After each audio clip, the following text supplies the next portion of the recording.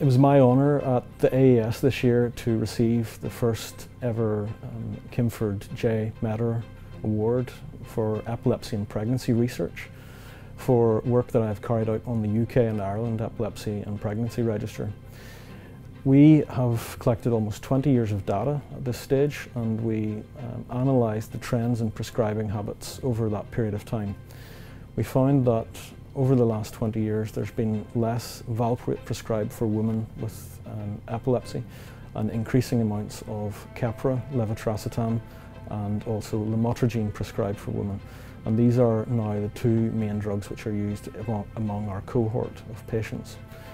We also found that this prescribing change had also occurred in polytherapy regimes as well, and there's significantly less valproate being prescribed in polytherapy regimes.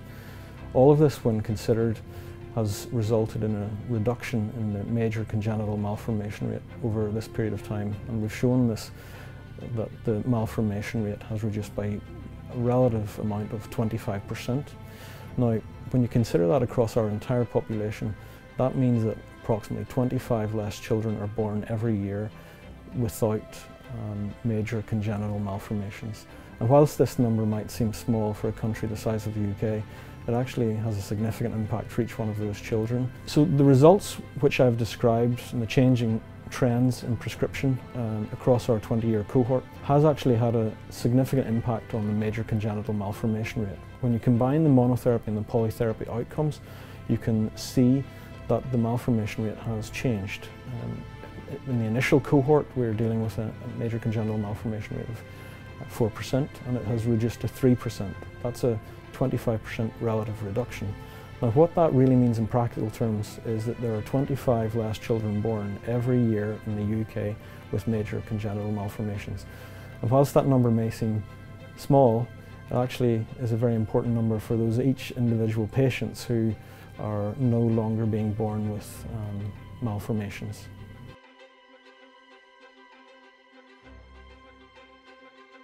Regarding Topiramate prescriptions in pregnancy, Topiramate would be regarded as an intermediate risk drug in pregnancy. In our study, we looked at Topiramate over the cohort that we've collected, and the malformation rate was 4.7. The confidence intervals stretched from 2 to approximately 10, indicating that it is more of an intermediate than a low-risk option in pregnancy. There are safer drugs which could be used, such as lamotrigine or levetiracetam, in terms of their risk of structural teratogenicity.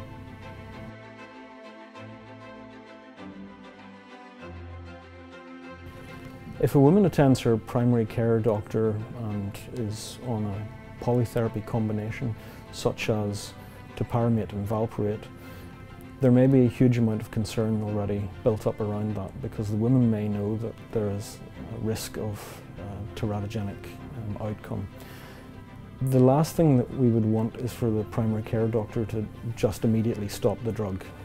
I think in any interactions I've ever had, I think it's important that the woman has all of the risks explained to them very carefully.